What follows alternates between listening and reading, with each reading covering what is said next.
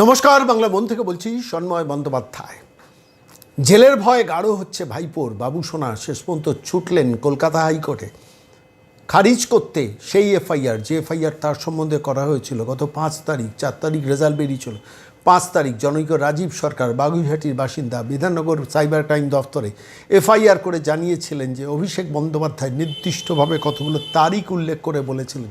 এই তারিখগুলোতে যে বিবৃতি, যে বক্তব্য রেখেছেন, সব প্রত্যেকটা বক্তব্যে এমন কিছু ঘটনা ঘটতে পারে যেখানে সমাজে মানুষের মৃত্যু ঘটতে পারে, বিশৃঙ্খলা ঘটতে পারে, ঘৃণা ছড়ানোর ভাষণ, অমিত শাহ সম্বন্ধে যেসব বক্তব্য বলেছেন, ডিজে মিউজিক নিয়ে যে কথা বলেছেন আপনারা সবাই জানেন, সেটা নিয়ে শেষ পর্যন্ত এফআইআরটা হয়েছিল ওয়েল ড্রাফটেড 7 পাতার এফআইআর। সেই 7 পাতা এফআইআরে ছত্রে ছত্রে রাজীব সরকার যেটা বলেছেন মনেই হচ্ছিল খুব ওয়েল ড্রাফটেড, কোনো বড় অ্যাডভোকেট সেটাকে ড্রাফট করেছেন এবং করে অভিষেক বন্দ্যোপাধ্যায় সম্বন্ধে এফআইআর করেছেন।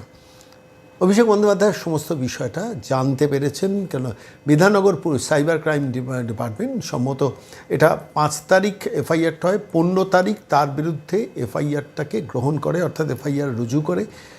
প্রাথমিকভাবে যে কোনো মানুষ অভিযোগ জানাতে পারে, কিন্তু যখন এফআইআর গ্রহণ করা হয় তখন বোঝে যায় কোনো একটা জায়গায় প্রাথমিক সত্যতা প্রমাণ হচ্ছে বলে তারা সেটাকে গ্রহণ করছেন এবং শেষ পর্যন্ত বিধাননগর সাইবার ক্রাইম ডিপার্টমেন্ট সেটাকে, পুলিশের সাইবার ক্রাইম ডিপার্টমেন্ট শেষ পর্যন্ত এফআইআরটাকে অ্যাকসেপ্ট করে এবং সেই এফআইআর অ্যাকসেপ্ট করার পর এফআইআর লাগু হয়ে যায়।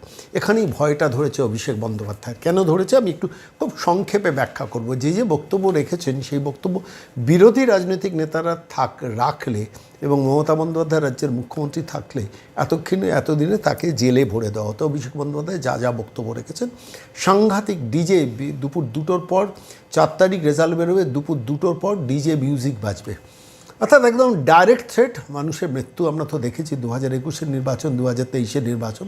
ফলত স্বাভাবিকভাবে এই নির্বাচনে খুব অবাক হতাম না যদি মমতা বন্দ্যোপাধ্যায় সরকার আসতো এবং তারপর কত মানুষের মৃত্যুটা হতো, সেটাই আশঙ্কা প্রকাশ করেছেন রাজীব সরকার। আমি দেখছিলাম যে কটা ধারা দেওয়া হয়েছে তার মধ্যে 3টি ধারা জামিনযোগ্য আর 2টি ধারা জামিন অযোগ্য। অভিষেক বন্দ্যোপাধ্যায় স্টেটটি বোধহয় পেয়েছেন, যার জন্য কলকাতা হাইকোর্টে দৌড়লেন। বিএনএস 192 ধারা, বিএনএস ভারতীয় ন্যায় সংহিতার 192 ধারায় পরিষ্কারভাবে তিনি বলেছেন জামিন মানে দাঙ্গার উদ্দেশ্যে উস্কানি দিয়েছেন অভিষেক বন্দ্যোপাধ্যায়, দাঙ্গার উদ্দেশ্যে উস্কানি দিয়েছেন অভিষেক বন্দ্যোপাধ্যায়। এটা অবশ্য এই বিএনএস 192 ধারাতে জামিনযোগ্য ধারা। বিএনএস 196 এই ধারাটা এখানে সম্প্রীতি নষ্ট, ঘৃণা ছড়ানো এবং এই বিএনএস 196-তে জামিন অযোগ্য ধারা, অর্থাৎ এখানে পুলিশ অ্যারেস্ট করলে জামিন পাবেন না, কোর্টে গেলে জামিনটা পাবেন না। বিএনএস 196 ধারাও এফআইআরটা হয়েছে। আরও একটি ধারা 351(2), সেটাও জামিন অযোগ্য।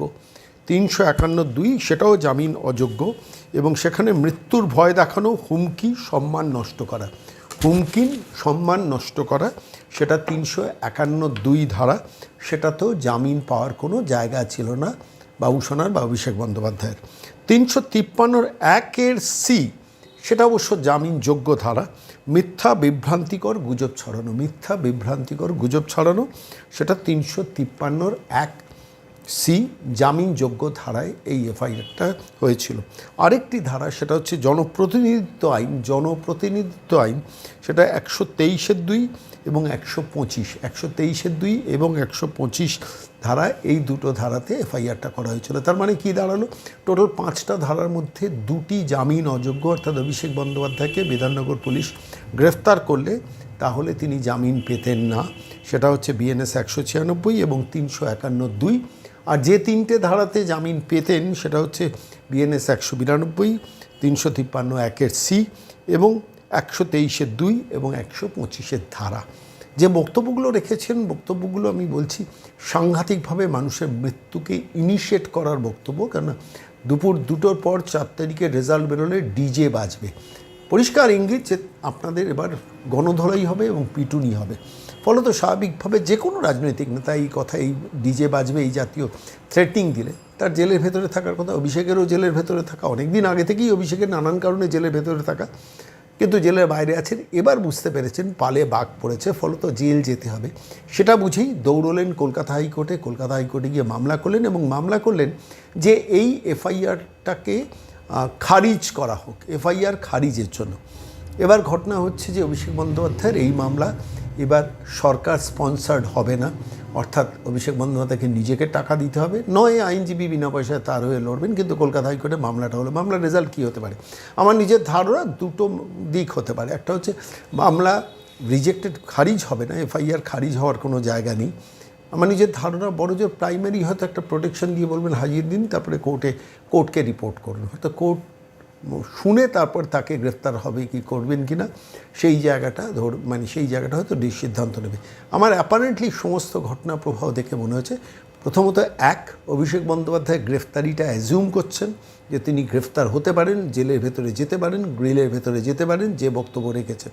দ্বিতীয়ত হচ্ছে এই এফআইআরটাকে অভিষেক বন্দ্যোপাধ্যায় খুব গুরুত্ব সহকারে দেখেছেন। তার কারণ এফআইআরে যেভাবে লিঙ্ক কোট করে রাজীব সরকার দিয়েছেন, অমুক দিন এই বক্তৃতা করেছেন তার লিঙ্ক দিয়ে দিলাম, অমুক দিন এই বক্তৃতা করেছেন তার প্রমাণ দিয়ে দিলাম, অর্থাৎ প্রমাণ সহকারে যে অভিযোগ জমা পড়েছে, এখান থেকে অভিষেক বন্দ্যোপাধ্যায় বেরোনো কিন্তু মুশকিল। সেই জন্য এফআইআরটা খারিজ হবে না, হয়তো প্রাইমারি প্রোটেকশন দিয়ে তাকে জিজ্ঞাসাবাদের সম্মুখীন হতে হবে। এবং আমার নিজের ধারণা বিধাননগর সাইবার ক্রাইম তাকে ডাকবে, জিজ্ঞাসাবাদ করবে, ওই ভিডিও চালিয়ে বলবে এটা কি আপনার বক্তব্য, ইয়েস অর নো।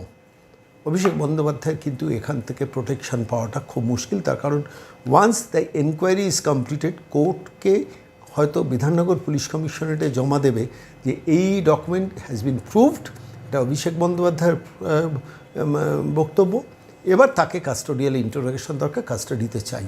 হয়তো কোর্টে গিয়ে এবার বিধাননগর পুলিশ কমিশনারেট জানাবে যে we want Abhishek Banerjee in custody. সেই ভয়টাই অভিষেক পেয়েছেন এবং তার জন্যই দৌড়েছেন। কিন্তু কোর্ট আমার মনে হয় না, অ্যাপারেন্টলি যা 7 পাতার যে অভিযোগটা জমা পড়েছে সে অভিযোগের প্রত্যেকটা লাইন পড়ে আমার মনে হয়েছে অভিষেকের কিন্তু এখান থেকে বেরিয়ে আসাটা মুশকিল। He has to go behind the birds. Apparently আজকে আপাতত এইটুকুই মনে হচ্ছে।